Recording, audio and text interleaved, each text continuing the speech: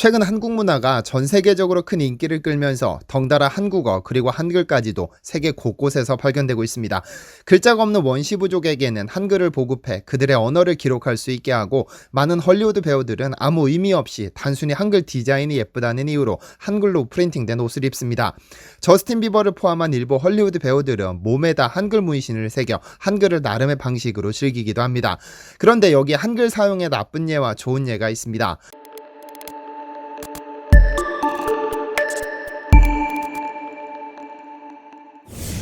안녕하세요, 디스멘터리입니다. 코로나 여파로 외출이 제한됐던 지난 2020년, 사람들은 집에서 넷플릭스나 유튜브 등을 즐기며 집콕 생활을 즐기고 있었습니다. 그러던 8월 중순, 유튜브에서는 갑자기 정체 모를 외국인들이 위통을 벗고는 한글을 읽으며 신나는 리듬에 맞춰 춤을 추는 영상이 화제가 되기 시작합니다.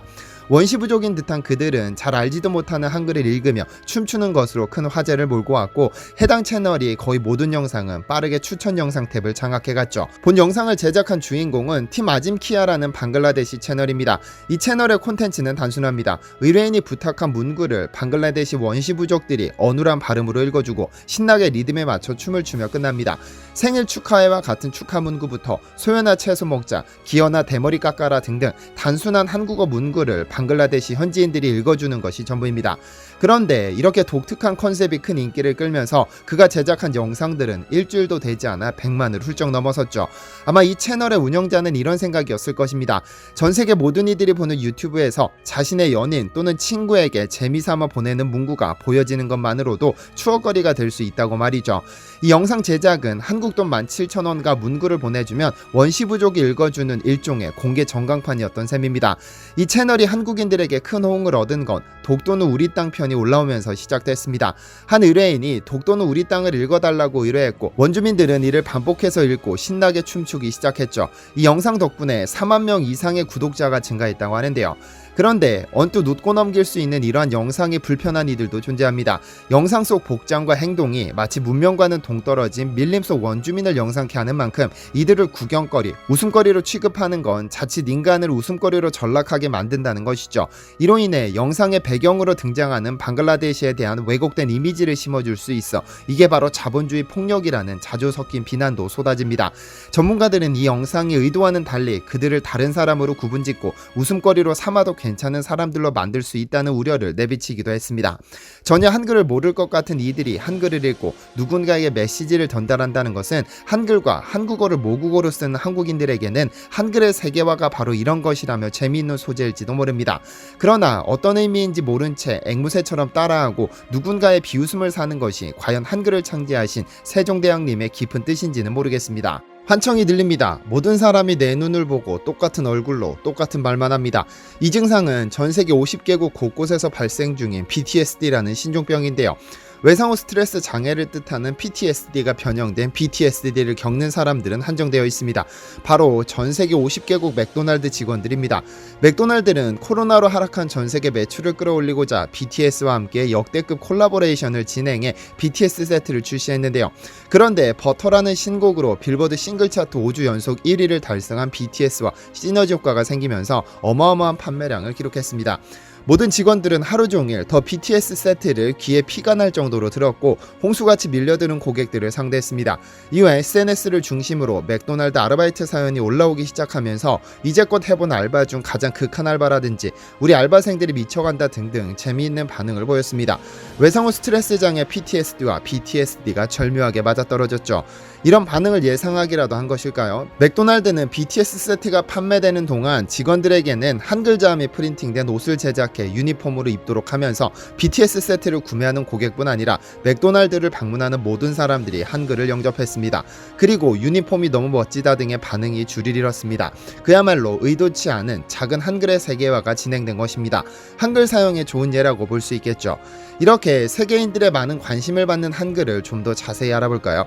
한글은 우리 모두가 알고 있듯이 조선의 제4대 왕 세종대왕이 글자가 없어 인간으로서의 권리를 제대로 지키지 못하는 백성들을 안타까이 여겨 집현전 학자들과 함께 만든 한국 고유의 글자입니다. 훈민정음은 자음 14개와 모음 10개 등 총 24개를 기본으로 글자를 형성하는데 한글은 전 세계 그 어떤 글자보다도 익히기 쉽다고 알려졌습니다. 세종은 똑똑한 이는 한나절, 조금 덜 똑똑한 이는 하루면 좋게 익힐 수 있다고 자신있게 말했던 것처럼 자음과 모음만 익히면 자유자재로 글자를 만들어낼 수 있습니다. 또한 최소한의 기호들로 전 세계 거의 모든 소리를 가장 가까운 형태로 표기할 수 있다는 점에서 독창성과 우수성을 자랑하죠. 그런데 한글은 전 세계에 존재하는 180종의 문자 중에서 유일하게 반포율과 만든 사람 그리고 창제 원리가 낱낱이 공개된 문자입니다. 훈민정음의 창제 원리를 밝히면서 세종대왕은 훈민정음 해례본을 남겼습니다. 훈민정음의 창제 목적과 이 문자의 음감 및 운용법 그리고 이들에 대한 해설과 사용 예시를 붙인 목판책인데요. 1446년에 쓰여진 이 해례본은 감쪽같이 사라졌다가 1943년 세상에 다시 나왔습니다. 간송미술관을 설립한 간송 전영필 선생이 일제강점기 시절 훈민정음 해례본을 찾아냈는데 자칫 조선총독부의 눈에 띄었다가는 빼앗길 것이 자명했기 때문에 당시 기와집 10채를 살 수 있는 10,000원을 주고 샀죠. 그리고는 1945년 광복 후 한글의 연구를 위해 세상에 공개하면서 빛을 볼 수 있었고 1962년 국보 제70호, 1997년 세계 기록문화유산으로 등재됐는데요. 해례본 안에는 창제 원리가 자세하게 기록되어 있는데 우리는 그 안에서 한글의 과학성을 엿볼 수 있습니다. 세종대왕이 자신만만하게 주장했던 것처럼 한글은 누구든 반나절이면 쉽게 익힐 수 있는 글자입니다. 왜냐하면 자음은 발성기관의 모양을 본떴고 모음은 인류 만물의 근간인 천, 지, 인을 변형시켜 만들었으니까요. 자음의 기본이 되는 글자는 기역, 니은, 미음, 시읒, 이용 5가지입니다. 기본 글자가 5개인 이유는 한국의 전통적인 오행사상을 반영한다고 합니다. 기역은 어금니 소리 글자로 혀의 안쪽이 목구멍을 닫는 모양이고 니은은 혀소리 글자로 혀끝이 윗 잇몸에 붙는 모양이라고 합니다. 또한 미음은 입술 소리로 입의 모양이고 시옷은 이소리 글자로 이의 모양이며 이응은 목총 소리 글자로 목구멍의 모양을 본뜬 것입니다. 이렇게 만들어진 기본 5글자에 획을 하나 더하거나 글자를 포개는 것으로 다른 글자를 만들어냈죠. 이 때문에 이 원리를 터득하면 나머지 글자도 아주 쉽게 깨우칠 수 있습니다. 모음의 기본은 아레아, 이입니다. 아레아는 양인 하늘을 본떠 만들었으며 양의 기운을 가지고 있습니다. 양의 특성은 위로의 상승과 바깥으로의 확장이기 때문에 점을 위나 바깥쪽에 찍는 것이라고 합니다. 은은 음인 땅을 본뜬 글자입니다. 이는 음과 양의 중간인 사람을 나타낸다고 합니다. 천지인은 단군 사상에서 유래해 우주를 구성하는 주요한 요소인 하늘, 땅, 사람을 나타냅니다. 다양한 뜻을 내포하고 있을 뿐 아니라 3가지 요소만으로 한글의 모든 모음을 표시할 수 있는 것이 특징인데요. 이렇게 한글은 깊이 파고들다 보면 세종대왕이 얼마나 고심해서 만들었을까 감탄하게 됩니다.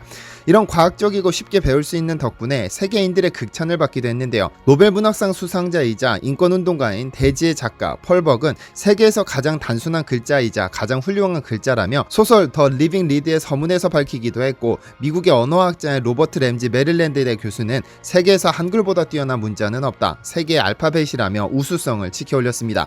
그리고 영국의 역사 다큐멘터리 작가 존 만은 모든 언어가 꿈꾸는 최고의 문자라고도 했고 네덜란드의 프라츠버스 라이덴데 교수는 세계에서 가장 훌륭한 문자라고 평가했고 미국의 언어학자인 게리 레데아드 교수는 그 무엇과도 비교할 수 없는 문자의 사치이자 세계에서 가장 진보한 언어라며 그가 쓸 수 있는 최고의 칭찬을 모조리 동원해 한글을 극찬하기도 했죠. 전 지구상에서 존재하는 언어는 약 7천여 개라고 합니다. 이 중 한국어를 사용하는 인구는 7,700만 명이며 이 고유의 문자를 가진 몇 안 되는 언어이기도 하죠. 전 세계적으로 자기 나라의 말과 글이 없는 민족이 대부분인데 그중 한국은 문맹률 제로에 가까운 나라라고 하니 한글이 얼마나 위대한 역할을 했는지 알 수 있습니다. 이런 덕분일까요? 유엔에서는 전 세계 많은 원시 부족에게 한글을 보급하고 있습니다. 즉 언어는 존재하지만 이를 표현할 글자가 없는 부족들에게 세상 거의 모든 소리를 표기할 수 있는 한글을 도입한 것이죠. 그 시작은 지난 2009년 인도네시아의 원시 부족 찌아찌아족에서부터 시작됐습니다. 한국 이외의 국가에서 최초로 자신들의 언어를 한글로 표기하고 자신들의 역사를 한글로 남기게 된 것입니다. 원래 그들은 라틴어를 사용했지만 입에서 나오는 소리를 기록하는 것에 한계를 느껴 포기하고 말았습니다. 그러나 한글은 입에서 나오는 거의 모든 소리를 쓸 수 있어 굉장한 장점이 있다고 하죠. 가령 라틴어에서는 피읍을 쓸 수 있는 글자가 없지만 한글에는 존재하죠. 그리고 도입 후 10년이 훌쩍 지난 지금도 여전히 한글을 사용하고 있으며 모든 교육이 한글로 진행되고 있습니다. 찌아짜족 외에도 태국의 라후족이나 네팔의 체팡족, 남태평양의 파푸아족, 그리고 콜롬비아의 아라마야족 등도 한글을 사용하거나 사용할 계획이라고 하니 한글의 위대함이 새삼스럽게 다가옵니다.